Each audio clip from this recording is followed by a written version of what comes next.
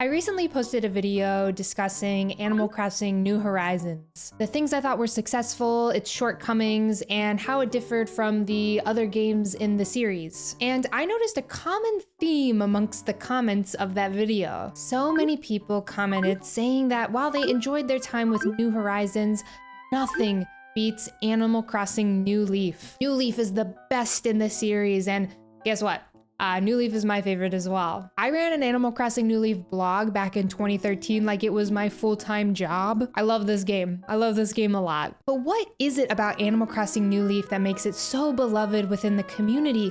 Why is it that so many fans seem to agree that this 3DS game from 2012 is the best? I think Animal Crossing New Leaf provides comfort and home like no other Animal Crossing game. It's not a game that makes me feel like I have to grind or a game that punishes me with broken tools for doing basic Animal Crossing tasks like fishing and bug catching. It's a game that lets you be creative but still leaves things up to chance. It is the perfect balance of classic Animal Crossing while still adding something new to that classic formula. So let's take an in-depth look at Animal Crossing New Leaf. I want to compare it to the previous Animal Crossing titles to see what interesting things they changed and how they added to and irradiated upon the existing Animal Crossing formula. I'd also like to see how much heart was left behind in the world of New Leaf when they made New Horizons. And what better way to start this off than on the train at the beginning of the game.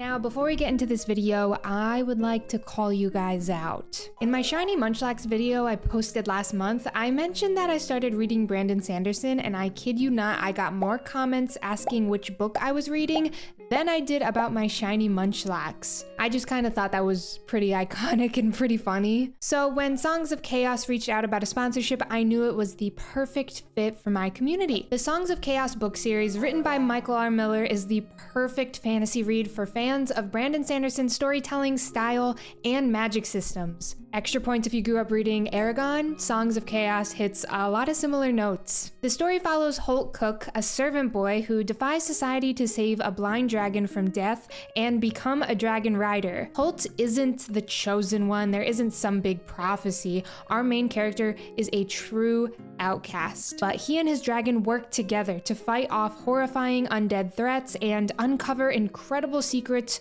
which change the world forever. I listened to the first book in the series on Audible, and it was fantastic. I had never really listened to audiobooks before, but the narrator, Peter Kenny, who also narrated the Witcher series, did an incredible job. And I would highly recommend giving the audiobook a listen while you shiny hunt. And if you'd rather physically read the book, no worries. Songs of Chaos is also available on ebook, Kindle Unlimited, paperback, and hardback. Thank you so much, Songs of Chaos, for sponsoring today's video. Now, if you'll excuse me, I got a train to catch in Animal Crossing New Leaf.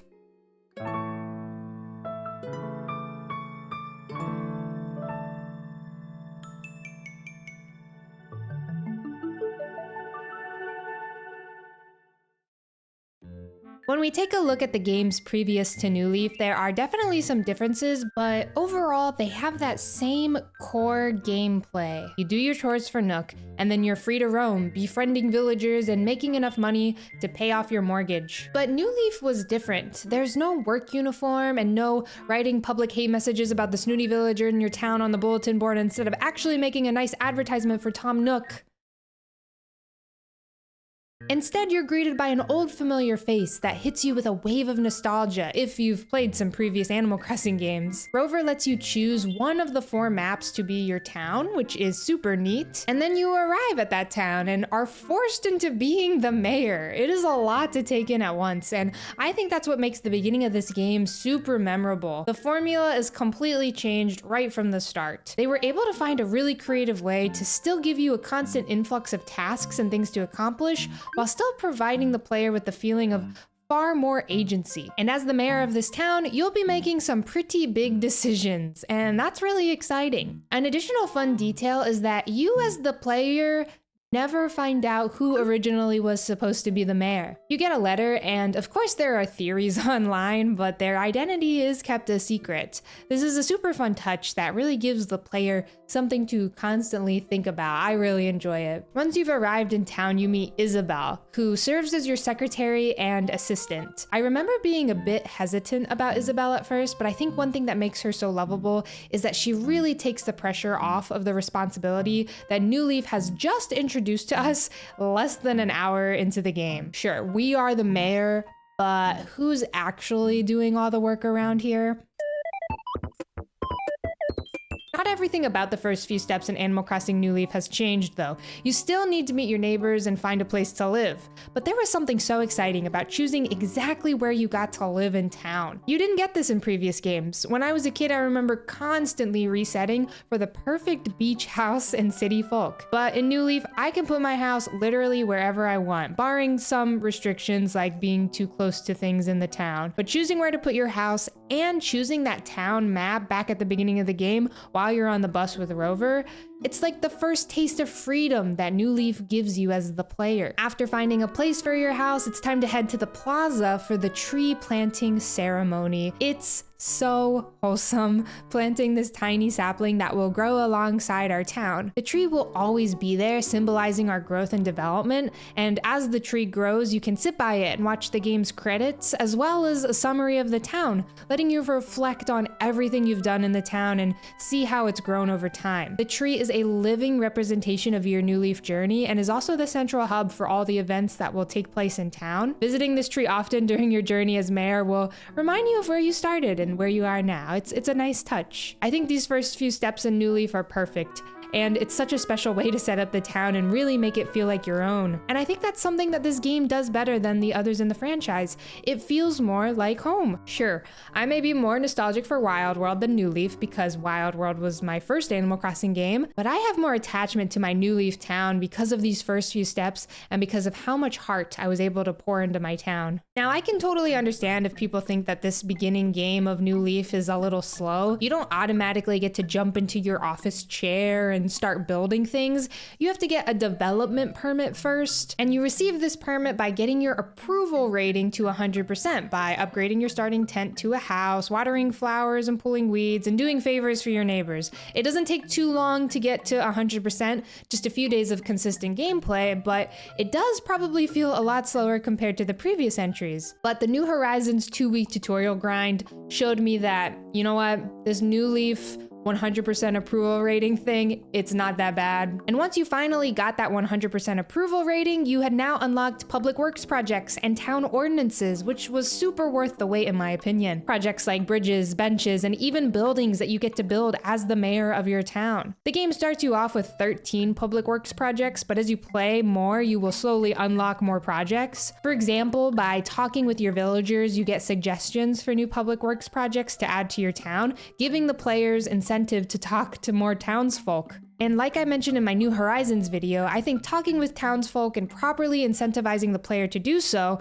whether through tangible rewards or just a wide array of fun, is a huge part of the series. As for the public works projects themselves, different projects are unlocked depending on the personality type of the villager. So even though I wasn't the biggest fan of Diva, I still made an effort to talk to her so I could get that damn modern bench. I think it's nice to have goals like this locked behind things that you don't have to grind for, trade for, or visit a treasure island for. And getting to place these projects throughout your town and interact with them was such a massive upgrade over previous entries where largely the town was what it was. Very little would change, at least not with the active player choice. But New Leaf felt interactive and these public works projects made the town feel more lived in. Now, you and the villagers did have to pay for all of these individual projects and upgrades. It's not like New Horizons where you could just place a bench down and there it was. You had to put some work into paying for all these projects, but 30,000 bells was so worth it to see a cute villager sitting on a bench. That being said, I don't really see us going back from the way New Horizons changed things in this regard. I just feel like giving us all the freedom that we got in New Horizons,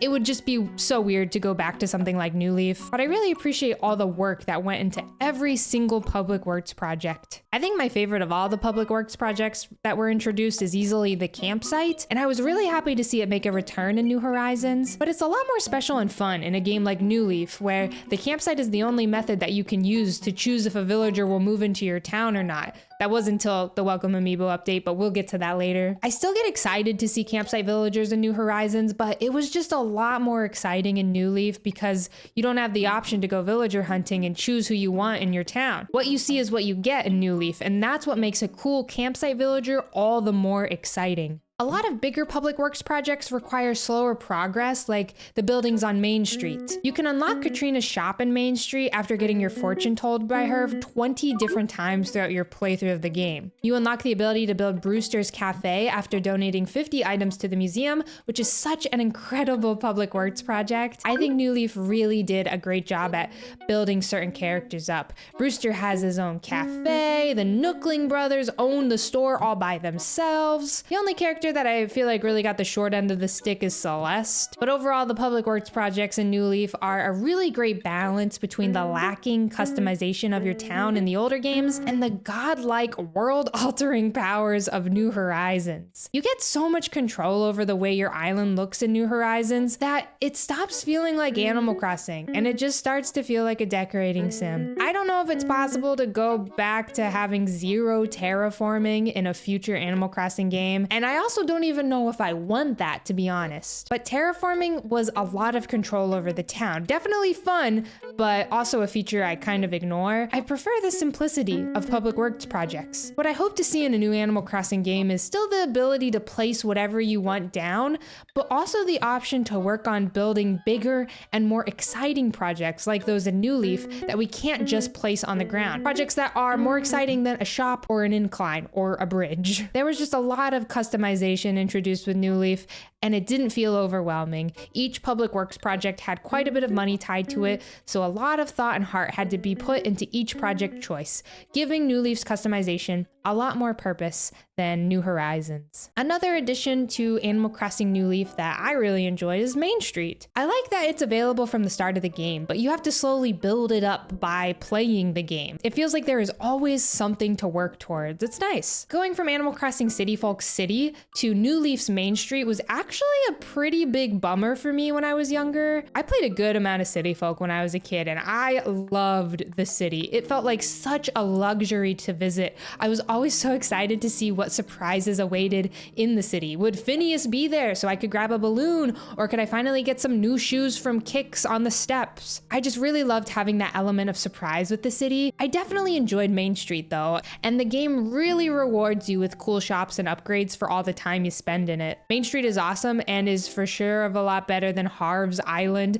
and the single upgrade we got for Nook's shop in New Horizons, I don't even know where to begin with this. I think I could honestly write a whole page on this, but I don't know. Possibly I think the reason why we only got one lousy shop upgrade in New Horizons was because they took out all the good furniture from the previous games. So now I guess we don't really need a giant shop anymore. All Timmy and Tommy know is eat hot chip and sell me DIY kit. It was a little sad to see what happened to Timmy and Tommy's shop in New Horizons, but I don't know, I guess it fits the island aesthetic more. But New Leaf really nailed the Timmy and Tommy shop upgrades, giving the boys 5 different shops, each one better than the last. I remember thinking that TIY, the 4th upgrade, was the final shop, because in prior entries, there were always only 4 shops. But no, not only does New Leaf have a 5th, but to unlock it, you need to complete 4 successful Gracie fashion checks. My ass had no style, but when I finally got the TNT Emporium, I was shocked at how much was inside. 3 different stories with a Gracie section and a garden shop with Leaf. It was so cool. Having a shop for Gracie Grace was really nice because that was always my favorite shop to visit in the city, in City Folk. And while we're on the topic of Main Street, I just really love all the shops here. Katrina and Kix getting their own shops was really neat to see. I loved seeing Kix go from shining shoes outside the rundown building in the city, implied to be Brewster's old cafe, fun fact, to owning his own shop in New Leaf. Dr. Shrunk's Club LOL was a super fun spot to hang with friends, and it's just so cool to see villagers walking around Main Street, especially villagers who had moved away from your town. Villagers who had recently moved from your town could be seen mingling in Main Street and they would recognize you, and dude, it is just the best. It's so wholesome. When Daisy moved out of my town and I saw her revisit Main Street, I remember getting super emotional seeing her again and having her recognize me. Going from that to villagers not even knowing who you are after they move out of your town in New Horizons was such a letdown for me personally. I once let Drago move out of my New Horizons town, and then I immediately saw him on Anouk Miles Island and he was like, "Oh, hi, nice to meet you. Who are you?" And that shit really hurt, especially because his picture is literally hanging up in my bedroom, but it's fine. It's fine. It's fine. Main Street is great. And while I think I definitely prefer the city and City Folk, Main Street was still such a great place to visit because it offers a lot of cool new stuff and doesn't feel like a downgrade. No, a downgrade would be this. Another content addition to New Leaf that I really enjoyed was the beloved Tortimer's Island, and I know a lot of you agree with me on this one because I saw a ton of comments about this. It was peak. After you pay off your first home loan, Tortimer appears in your town, letting you know that Cap'n will start offering boat rides from the dock to his tropical island. Cap'n was obviously in prior entries, but New Leaf really gave his character more story, more purpose, and they added his whole ass family, which I really loved. Again, New Leaf, it's just so good about building characters up. Inside the island's lobby, we can purchase rare items and register for mini games alone or with friends. It was such an incredible multiplayer option. Playing these mini games with friends was some of the most fun I've ever had with Animal Crossing, and the minigame options would change every day at midnight, so it was always a surprise what the island would be offering, which I always thought was a fun little touch. You would also unlock more tours the more you played. A few of my favorite tours include the Shark Battle Tour, any of the Labyrinth tours, and any of the Hammer tours. It was all just so much fun. New Leaf really did multiplayer the best, which is crazy since you could only have up to 4 players max for multiplayer sessions. And I don't understand why New Horizons took such a big step backwards in this department. They took such a leap forwards with multiplayer in City Folk and New Leaf. And I was so excited when New Horizons announced that we'd be able to host up to 8 people, but to give us an 8-player multiplayer option with like 0 things to do, 0 mini games, I don't know, it just felt like a step backwards in my opinion. Instead, a lot of people just resorted to using terraforming to make their own obstacle courses and mini games, which is super cool and creative, but just is a letdown, I guess, in the multiplayer department for the people who don't want to do that. Outside of the Tortimer Island lobby, there's a beach that is permanently summer. Summer sharks and beetles will always spawn here. There are a few bugs and fish that are exclusive to Tortimer's Island, and I always thought that was really neat, like the ribbon eel, the whale shark, or the hermit crab. Back when New Leaf came out, this beach was actually a bit controversial in the blogging community that I was a part of because of how easy it was to make money on the island. You still had to catch the beetles on the island. Like, you still had to do some work to make all the money. And New Leaf became the first game where I was able to fully pay off my home loan, no action replay required. And even after I was able to pay off all my debt, I still really enjoyed visiting the island to catch bugs because it was just really peaceful. I spent so many nights in high school staying up until like 1 a.m. catching beetles. Fun fact, my first viral post I ever made on my Animal Crossing blog was about taking a shot every time you scare away an expensive beetle. I was 13 when I made that post, and I did not know what a shot was. I was just talking. I love Tortimer's Island. It's a spot I still visit often, even in the year of 2025. The relaxing atmosphere, the bug catching, it's super therapeutic, and I will always cherish the memories I made here, alone and with friends. The last thing I'll mention about Tortimer's Island is the fruit.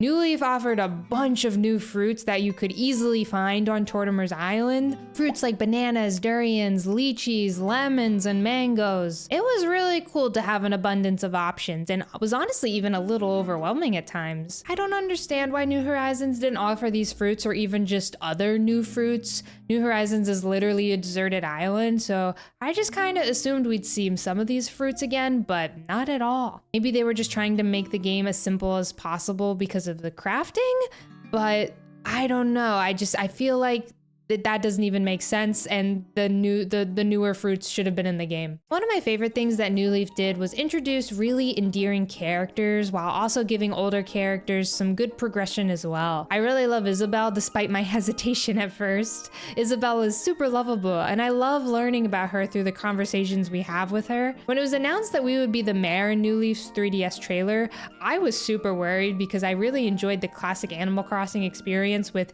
0 responsibilities. All I did was fish, gossip with my villagers. I didn't want a job or responsibility in my Animal Crossing game, but our job as the mayor isn't really a job at all, thanks to Isabelle. She does all of the work, and happily so. All we do is sit in that chair. And that's it. Miss Diva is setting up events, working the events, making sure things get built. The underpaid worker does all the work while the elected official goes fishing. Isabelle feels like an Animal Crossing character who has been there from the beginning, and I think that's a real testament to how charming and fitting she is as a character in the franchise. She really helped the transition from 0 responsibility in previous games to some responsibility in New Leaf go smoothly, and yet it still feels like a slow-living, no-pressure Animal Crossing game. A few other NPCs are Reese and Cyrus, a silly couple with a ton of personality. I loved the ability to customize furniture with Cyrus. It was a really cool feature to eventually unlock. I also love Luna, who works at the Dream Suite. The Dream Suite is one of the first buildings you unlock on Main Street after playing the game for 7 days and connecting to the internet once. Getting to visit my online friends' towns, or even YouTubers' towns, was an incredible feature. The Dream Suite also lets players become super creative with their towns. I saw a lot of people making haunted houses and scavenger hunts. It was a really, really cool era. You could also see the names of people who recently visited your town via the Dream Suite, which is a feature I really enjoyed, and I wish it was in New Horizons. I have a lot of fond memories with the Dream Suite and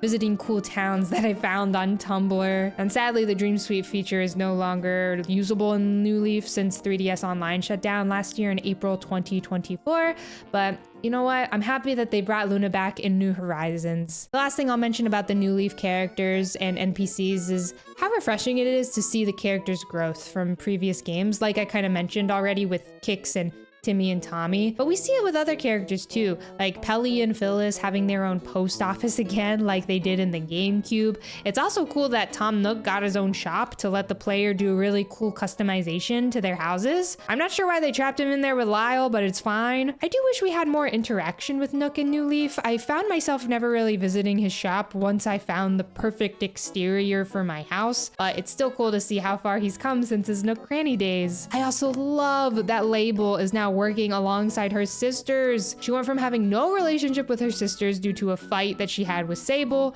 and wanting to become, a fashion designer, to reuniting with her sisters and working alongside them in New Leaf. I was a little sad to see her apart from her sisters in New Horizons, but I think it was really cool that she finally achieved her dream of becoming a fashion designer. I'll never quite understand how we went from New Leaf's characters to New Horizons blandness. Pelly and Phyllis are now just a postcard stand that I never use, and a lot of characters who had shops on Main Street are now just stuck on Harv's Highland, a place I literally never find myself visiting, and their shops only update once a week. I really miss my girl Harriet, who went from having a tiny salon in Nookingtons to having her own business in the city and on Main Street to this. Harriet, you gotta get out of here, girl. It makes me sad to see how a lot of beloved Animal Crossing characters either just didn't make the cut in New Horizons or were just an afterthought. I'm happy that New Leaf was able to do such a great job expanding upon a lot of characters and their businesses, and I just really hope we see these characters come back stronger in the next Animal Crossing game. Honestly, now's probably a good time to bring up a pretty heavily debated topic in the Animal Crossing series, which is dialogue. One of the biggest complaints of New Horizons is the stale and repetitive dialogue. Villagers and NPCs have no personality. This was something I touched on a lot in my New Horizons video. So how does this compare to New Leaf, and how does New Leaf's dialogue compare to the previous entries? Well, the dialogue will never be quite like this. You're just like a little baby sometimes. Correct me if I'm wrong, but don't babies just eat all the time and never sleep much? You're just like a baby? What the fuck is... I'm not reading this shit out loud. But New Leaf still had some fun dialogue. Back when I played the game, I never felt like it was boring, and I wanted to talk to my villagers. I do think that talking to villagers in games like Wild World and GameCube Animal Crossing is definitely more fun. You just literally never know what you're gonna get with those games. And some of the villagers have really funny conversations with other villagers. New Leaf's dialogue is definitely not as fun as the games previous, but it's also not boring or too repetitive. The only character I really noticed who was pretty different compared to previous games was Phyllis. She is definitely not as mean in New Leaf compared to the other games, but I like to think, you know what? Baby Phyllis is just growing kinder with age. Something I did notice, however, as I've been replaying the game over the last few months, is that villagers ask for a lot of favors in New Leaf. More often than not, the first conversation I had with a villager for the day was them asking me to go catch them a bug or pick a fruit for them. A little annoying. Also, they want to visit your house or have you visit their house so badly in New Leaf all the time. But overall, there's still a ton of personality with the villagers and a lot of fun interactions. Specifically, I loved being able to play hide and seek with my villagers, something that was added in City Folk and carried over to New Leaf, but sadly was taken out in New Horizons. The crowd is silent and not shocked at all by this information. In addition to all the new content that New Leaf added to the series, the game also brought a lot of quality of life features and just little details. One we see from the beginning, of course, is that option to choose one out of 4 town layouts rather than just getting a random town layout at the beginning of the game. A few small details that I really loved in New Leaf include the villagers interacting with the town, sitting on the benches, being inside shops, watering flowers. It is a super cute touch that just made the town feel more lived in. Flowers would also drip with water after being watered, helping the player know when a flower actually had been watered. That was super helpful. In the older games, you just kind of had to hope and pray for the best that your watering can was hitting flowers. New Leaf did such a fantastic job of adding so many needed quality of life features that it felt like such a great upgrade and improvement. One of the most exciting features New Leaf brought to the series was diving and swimming.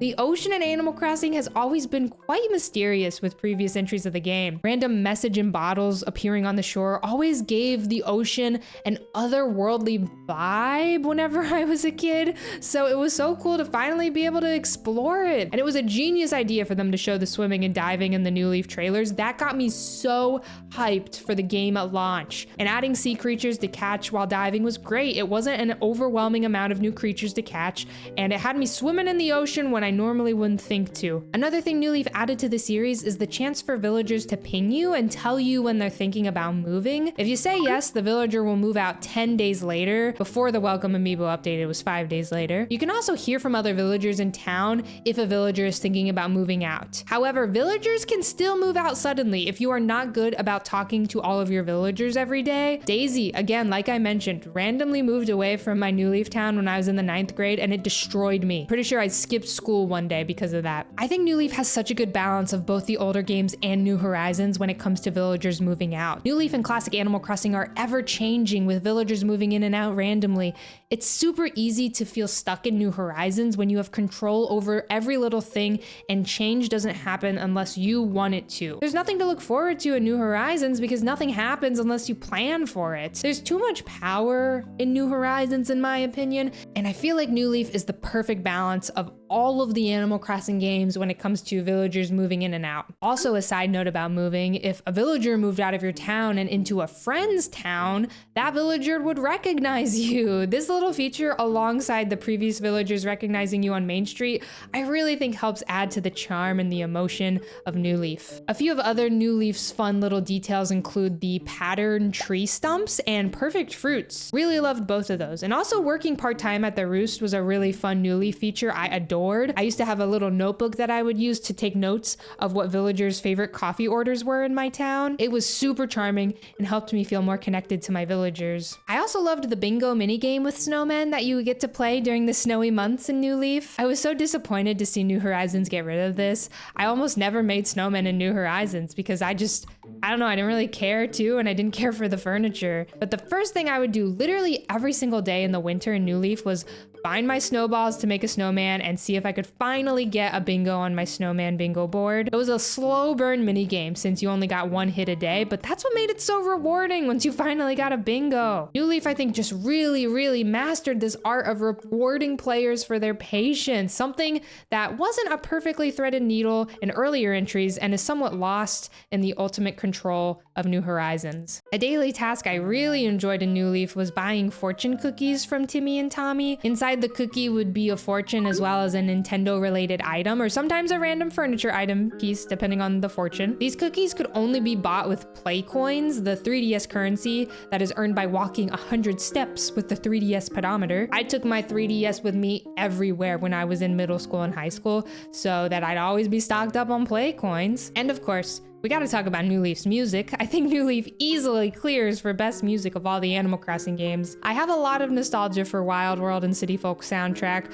but there is just so much cool stuff added to New Leaf, so I associate a lot of New Leaf songs with little memories like drinking a coffee on a bench while the 2 p.m. music plays, or playing hide and seek while the 5 p.m. music is playing in the background. There are so many iconic songs in New Leaf, and you already know I'm editing this entire video while listening to the New Leaf soundtrack. You can absolutely count on that. The new content and overall quality of life upgrades that New Leaf introduced to the series was really fantastic, and the last thing I was expecting 4 years after this game's release was an update to add even more content and quality of life features. The Welcome Amiibo update, a free content expansion that was announced on July 20th, 2016 and released in November 2016. Dude, this was so incredible. Oh my god, this changed my life. As in the title, the update introduced amiibo compatibility to the game. Interacting with the returning character Wisp and scanning a villager's amiibo will bring them to your town's campsite, and eventually after a few scans, they can move in. I paid like $60 for Biscuit's amiibo card back in 2017, just so he could move into my town right in front of my house. Welcome Amiibo added so many villagers to New Leaf. There were 14 new crossover villagers and 2 returning crossover villagers, as well as 50 returning from the first generation games. A few of my favorites from this 50 villager pool include my goat, Huck, Dobie, Boots, and Olive. This was especially exciting for all the gamers who started with classic Animal Crossing. I can only imagine how exciting it was to see these returning villagers. But I genuinely love to hear in the comments if you had a villager return in the Welcome Amiibo update that you were super excited about. Also, side note, my girl Emerald.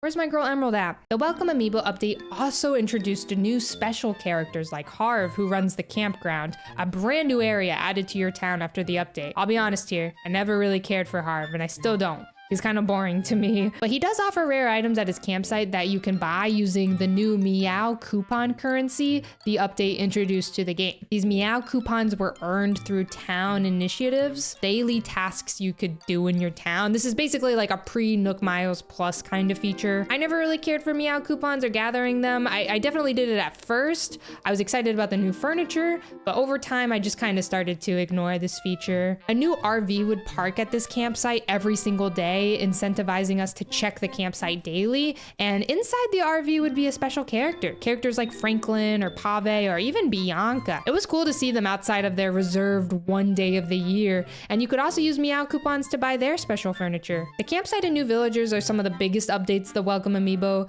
update added to the game, but there was still a ton of other things. A big one was the house improvements. Welcome Amiibo added additional storage space inside your house. You could buy a storage locker from Nook for 158,000 bells, and this was huge for players who hoard items like myself. This locker added 360 items worth of extra space. It was incredible. And after you purchased this upgrade, Lottie from Happy Home Designer would appear in the game and give you a design tutorial, making it so much easier to place down furniture and rearrange it in your house. Basically, purchasing this storage upgrade would give you Happy Home Designer features in New Leaf. It was really cool and very convenient. The biggest update for me personally was they changed the balloons. Originally in New Leaf, oh my God, I'm gonna get heated talking about this. Forgive me. Originally in New Leaf, floating balloons would only have balloon furniture in them, and that was it. This was my biggest complaint about the game when I first got it. I hated this. I still hate the balloon furniture. I really missed the fun and randomness of balloon presents in previous games. To go from that to, oh good, another balloon lamp was such a bummer. But thankfully, the Welcome Amiibo update changed this. Once you've obtained every ugly ass item in the balloon series, the presents will now have a 45% chance to be furniture, wallpaper, or flooring, and a 5% chance to be an item from the campsite. And then the other 50% is unfortunately the balloon series. But it was awesome that the update changed this. It genuinely felt like my prayers were answered. A few other quality of life upgrades the Welcome Amiibo update added included being able to sit on rocks. Hell yeah. Shaking trees while holding certain tools. Timmy and Tommy no longer explain how the hell wrapping paper works every single time you buy it. And one of my favorite additions is a new ceremony that is held every year on the date of your town's anniversary. It is a super cute ceremony. I would highly recommend checking in on your town this year on the anniversary to see it. It's really cute. Okay, now not everything about Animal Crossing New Leaf is perfect. I definitely have some complaints. For one, the character customization is not that great. I often think about this iconic thumbnail Angry Coconut made for his playthrough of New Leaf on his second channel. Yeah, you can't change your character's appearance at the start of the game. It is very disappointing. And by comparison, I think New Horizons really nailed this. Another feature of New Leaf I didn't really love was villagers being able to move literally wherever in your town. Goldie once destroyed my rose garden when she moved into my New Leaf town, and Biscuit, like I mentioned earlier, he moved right in front of my house. In fact, look at my map of my New Leaf town. Why are we so scared of the left side of my town and the southern portions of my town? What is wrong with everybody moving in? It is somewhat exciting that they could move literally anywhere into your town, adding to that random out of control element I talked about earlier that I really enjoy. And even though I don't love the all-powerful aspect of New Horizons, it was definitely nice to be able to just pick where your villagers would move into. I think I enjoy the controlled randomness of villager move-ins that the previous games before New Leaf did. There would be signposts randomly scattered across your town, and when a villager would move into town, their houses would replace random signposts. I really like this. You don't get to choose where the signposts end up, but you do know that a house could eventually be there. I was also kind of sad that New Leaf didn't have message bottles. City Folk got rid of them first, and I was really hoping to see them return in New Leaf.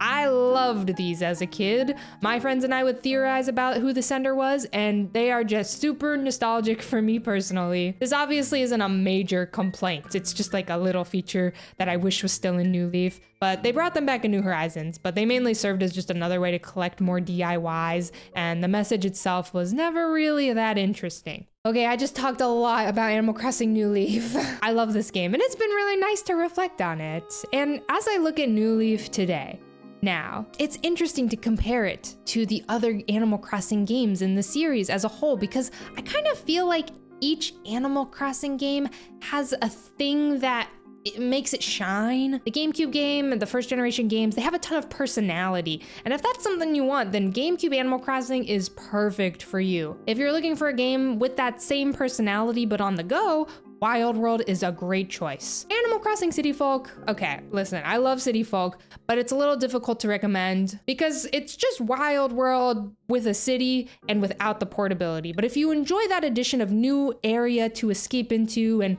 explore, City Folk is great. There's a lot of new stores added to the game in City Folk, which is awesome.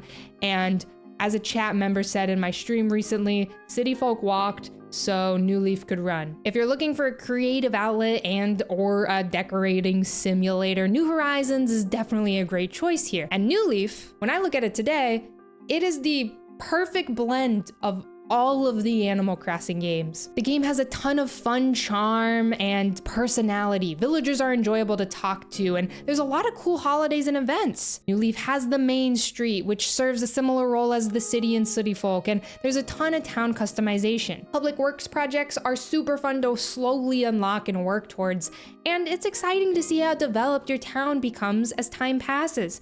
It's a slow burn, but that's how Animal Crossing always had been, and that's what I think New Leaf captures so well compared to New Horizons. New Leaf still feels like a classic Animal Crossing experience, but with a lot of new content and a lot of exciting stuff to work towards to keep players excited. And this new content, it's all dropped at the start of the game, which is nice, but also a lot of it you have to slowly work towards, adding to that like attachment to the public works project or the building you are trying to build. You just feel like you connect more with these items and these things that you're building, and it just adds to that character and heart of the game. Listen, at the end of the day, what's important is that you're playing and enjoying a video game the way you want to. This is seriously so important. Like, people love to shame other people for time traveling, whatever, but truly, play the game how you want to, whether that is taking it day by day or time traveling. Do what you want. What I want to do is enjoy an Animal Crossing game like I did as a kid, which means constantly fishing and talking to villagers. New Horizons was exhausting for me to play as a player who just wants to fish all the time and complete my museum. These classic Animal Crossing activities were no longer enjoyable with my tools constantly breaking and needing to be crafted. I often find that New Horizons punishes me for playing, but New Leaf rewards me. The more I play, the more I unlock, and there is so much cool stuff to play and explore alone and with friends. I am really thankful for Animal Crossing New Leaf. I don't think I would have gotten into YouTube and streaming and writing videos if it weren't for my New Leaf blogging days back in 2013. In a world that continues to get more and more fast-paced, I am grateful to revisit a game like New Leaf that encourages slow, steady progress. Life isn't a race, so be sure to sit down and enjoy the view outside every once in a while. New Leaf reminded me to do that.